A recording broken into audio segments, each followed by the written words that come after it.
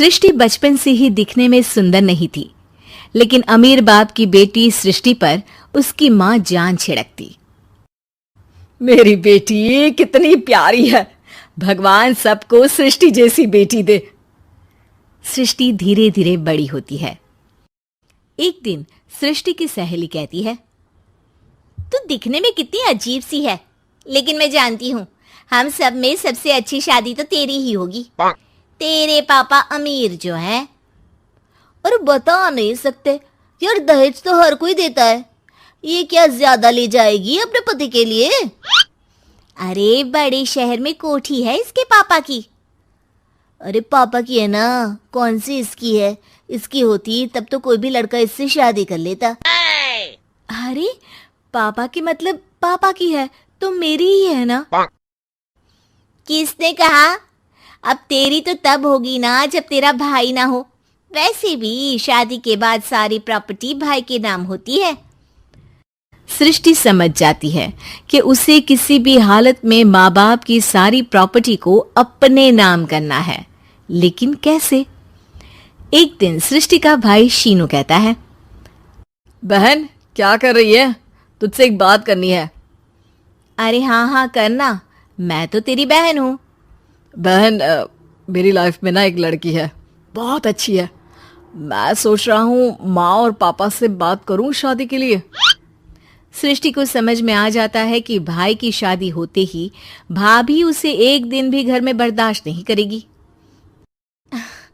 क्या बात है भाई, बताना कौन है वो? यार वो बहुत अच्छी लड़की है, पढ़ी लिखी है, मेरे साथ जॉब भी करती है। बस एक प्रॉब्लम है। प्रॉब्लम? क्या प्रॉब्लम है भाई? यार वो शादीशुदा है, लेकिन उसके पति ने उसे सिर्फ इसलिए छोड़ दिया क्योंकि उसके माँ बाप दहेज नहीं दे पाए। सृष्टि ये सुनकर न जाने क्यों खुश हो जाती है। अरे भाई तो क्या हुआ, लड़की तुझे तो पसंद है ना? शीनू को लगता है कि बहन उसे समझ रही है। वो इस बात से अनजान होता है कि उसकी बहन की मंशा पूरा घर हड़पने की है। सृष्टि अपनी माँ से कहती है, मम्मी मुझे तो बहुत चिंता है, पता है शीनू क्या कर रहा है? अरे क्या कर रहा है, वो तो काम पर जाता है और वापस घर आता है। नहीं ना माँ, वो यही तो नहीं कर रहा, बाकी सब कर रहा है। आपको पता है उससे प्यार है, और वो भी एक शादीशुदा लड़की से। ये क्या हो गया? मैं सोसाइटी में क्या मुंह दिखाऊंगी? अरे तेरे पापा तो यही कहेंगे कि मैंने ही उसे बिगाड़ दिया है। माँ देखो, मेरी बात मानो, पापा पर भी विश्वास करने की जरूरत नहीं है। अब आप ही बताओ, पापा इतनी देर घर के बाहर रहते हैं क्यों? बोलो। अरे बेटा वो तो नौकरी करते हैं ना। तू बहुत भोली है माँ। पापा का ऑफिस तो 7 बजे खत्म हो जाता है, लेकिन देखो कितनी देर से आते हैं। अरे नहीं बेटा, ऐसी कोई बात नहीं है। सृष्टि माँ को एक औरत से बात करते पिता की फोटो दिखाती है। देखो माँ कैसे हैं पापा, मैं ना कहती थी कि पापा सही नहीं है। मैं तेरे पापा से बात करूंगी, दे फोटो मुझे। ओ माँ, वो तो डिलीट हो गई। लेकिन चल, तूने तो देख लिया ना, पापा से बाद में बात कर लेना। और हाँ, मेरा नाम बिल्कुल मत लेना। हाँ माँ। अब क्या था, सृष्टि के माँ और पिता के बीच झगड़ा होना शुरू हो जाता है। सृष्टि के मन में क्या चल रहा था कोई नहीं जानता था। एक दिन, माँ सृष्टि के लिए एक लड़का देखा है, वो लोग शाम को उसे देखने आने वाले हैं।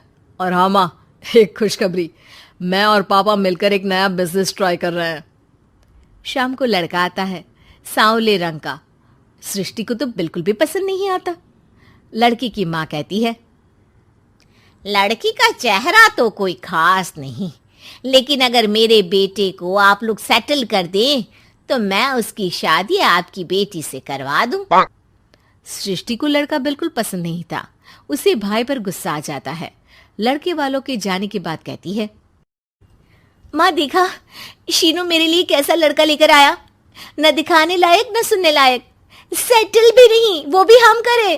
अरे माँ, मैं जानती हूँ ये मेरी शादी किसी भी घर में क्यों करवाना चाहता है। अरे कैसी बात कर रही है बहन, तूने तो देखा ना, लड़के को मैंने ही मना कर दिया तुझसे शादी के लिए। जिसने लड़का बताया था उसने उसकी बहुत तारीफ की थी। बात आई गई हो जाती है, लेकिन सृष्टि का मन शांत नहीं होता। क्या करूं, कुछ समझ में नहीं आ रहा। मेरी शादी हो गई तो ये लोग पूरी प्रॉपर्टी शीनू के नाम कर देंगे, मेरे हाथ तो कुछ लगेगा ही नहीं। तभी सृष्टि को आइडिया आता है। वो किसी वकील को फोन करती है।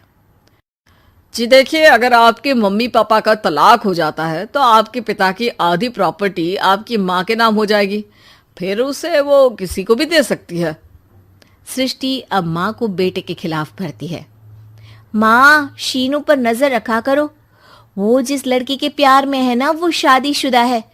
यहाँ आएगी, सारा पैसा, रुपया, जमीन, जायदाद सब हड़प लेगी। पापा का भी हाल तुमसे छुपा नहीं है। ऐसा ना हो कि मैं और आप एक दिन सड़क पर भीख मांगे। हे भगवान, मैं तो जीते जी मर जाऊंगी अगर ऐसा हो गया तो। ऐसा हो गया नहीं माँ, ऐसा ही होगा।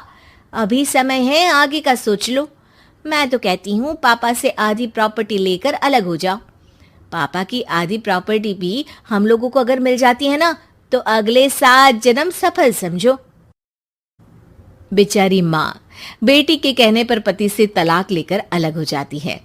सृष्टि अब पैसों से गाड़ी और अपने दूसरे महंगे शौक पूरे करने लगी।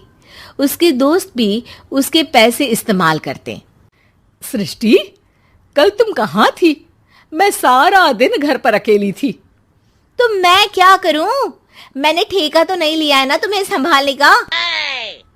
माँ को सृष्टि से ये उम्मीद नहीं थी। वो बैठकर रोने लगती है। वहीं उसका पति यानी कि सृष्टि के पिता आ जाते हैं। मैं जानता था कि तुम्हारा यही हाल होगा, तो आपने मुझे रोका क्यों नहीं? मैं रोकता तो तुम रुकती क्या? सृष्टि के कहने पर तुमने मुझ पर, अपने बेटे पर शक किया, लेकिन तुम ये भूल गई कि कैसे हम दोनों ने मिलकर जीवन में इतना सब खड़ा किया। माँ पति के गले लग जाती है। मुझे माफ कर दीजिए, मैंने आपकी कमाई का एक बड़ा हिस्सा गवा दिया। कोई बात नहीं, तुम साथ हो तो मैं ऐसी 7 प्रॉपर्टी खड़ी कर दूंगा। तभी वहां सृष्टि आ जाती है रोते हुए। माँ, मयंक ने मुझे छोड़ दिया। वो बोल रहा था जब तक मेरे पास पैसे थे तब तक ही वो मेरे साथ था। पापा, माँ, मुझे माफ कर दीजिए।